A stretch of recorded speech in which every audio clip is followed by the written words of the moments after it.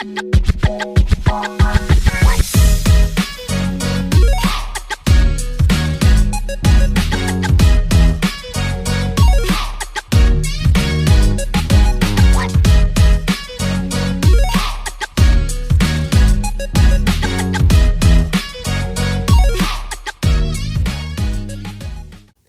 everyone, welcome back. So this is going to be a bit of a different video. I'm just going to I'm going to do a list of 10 movies that basically I misjudged. So some of these are going to be common titles that people, I think in general as a whole, pretty much misjudged or had kind of like, negative thoughts about before they got into the movie.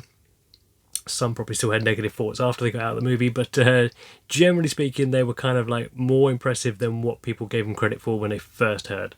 I'll give you an example in a minute and you'll get to know kind of where I'm going with the video. So I guess the first example, so everyone kind of understands what I'm going on about, would be this one, which is Rise of the Planet of the Apes. So obviously the original movies were kind of beloved by quite a lot of that generation that grew up on those. Now when this one got announced, I remember hearing and thinking and seeing this and thinking, oh, should they just leave it alone? They were classics, that end scene from the original one. Everyone knew it. Should you meddle with stuff? But for me personally, and this is all my personal opinion in all of these movies, I'm going to get some flack for a lot of these. I can feel it already. But for me, this one really surprised me. I was gripped on this one. And the first time you hear Caesar shout the word no, I think my jaw hit the floor. I was fully invested in this, really surprised. And I had misjudged it because I went in thinking this is going to be terrible. Why have they done it? It can't be as good as the original. I was kind of, I don't know if I was wrong, but I was definitely, I was barking up the wrong tree with that idea. So another movie, my second movie I don't own yet because at the time of recording this video, it doesn't have a physical release. I really want to get it. But I want to basically shout about this one because this was probably my highest rated movie of 2025, I think it was, on my letterbox when I went back through. And it's a movie that currently no one's really talking about. I think it sort of it's still going on at the cinema, I think, in America now. I saw it at a Horathon. It's called Redux. So I'll put a little picture in so you know what I'm talking about. Now, I knew nothing about this film, obviously, going in. It was kind of shown at a Horathon amongst loads of other films. And it just shocked me. It was really surprising. I went in thinking like, oh, this is going to be another one of those, indie movies, like indie horror movies, quite a low budget. But it was really surprising, and it actually came out, like I said, it was probably my film of 2025. So this one is, I don't want to spoil too much, but the loose plot line is it's to do with time travel, which I'm already on board. If it's to do with time travel, I like a sci-fi time travel movie. This woman basically is jumping from it's almost like a multiverse type time travel movie. So she gets in this device, which basically looks like a big fridge freezer laying down, that she jumps into.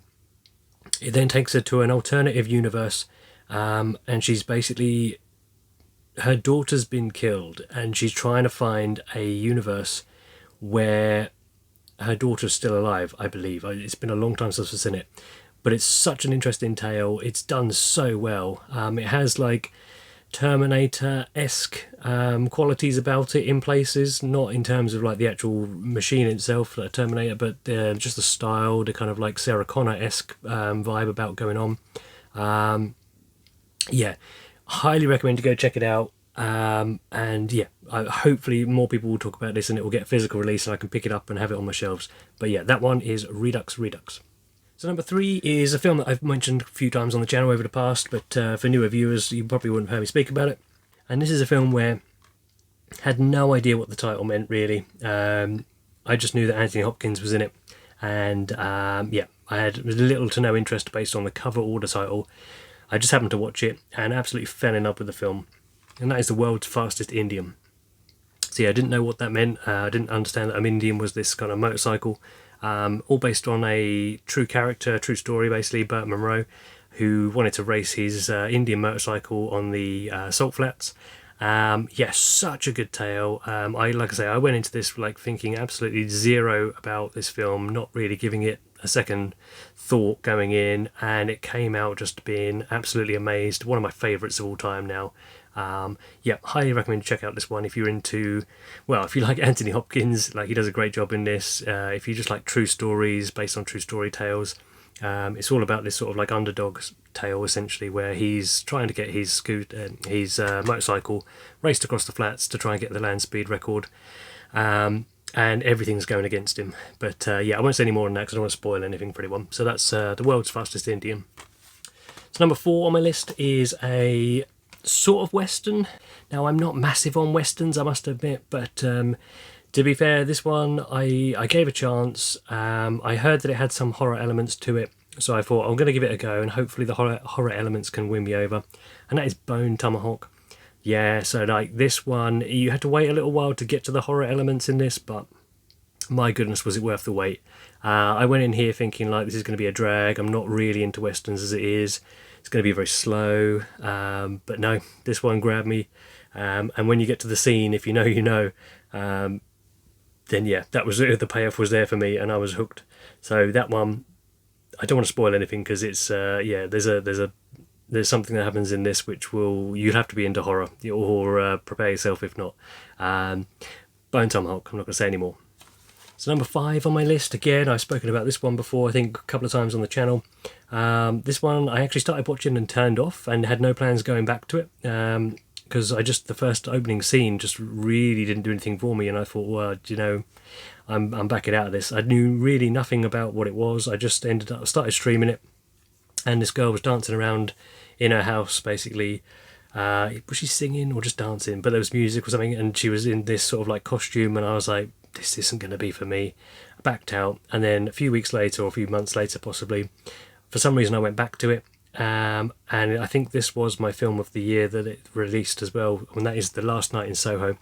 So yeah, Edgar Wright movie, really surprised me. Once I got past that initial scene and I watched the whole film, wow, that was like, yeah, blew my expectations. I know most people have probably seen this by now, but yeah, another one where the name, the title, the opening scene, all these things were kind of putting me off and not really doing anything for me whatsoever.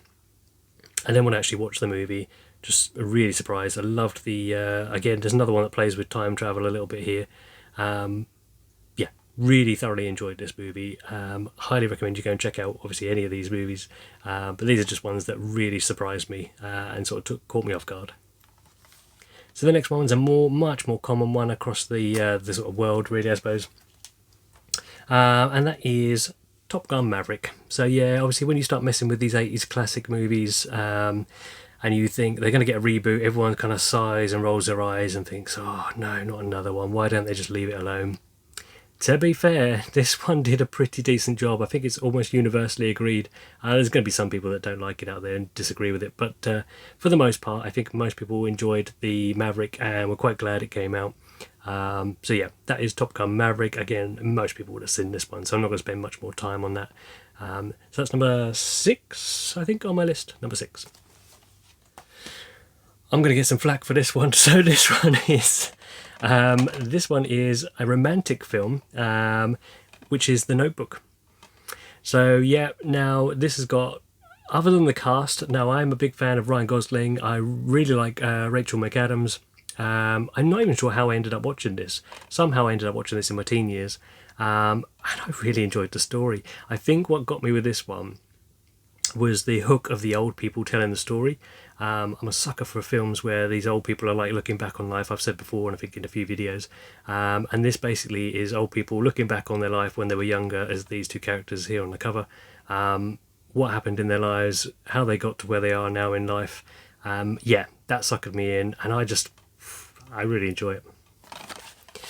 Okay, next one on my list, so this I think is number 7 or 8. Number 8. This is number 8. So this one, again, I knew that there'd been, I knew this was a remake, and I knew that there'd been previous versions, which again I had no interest in ever seeing.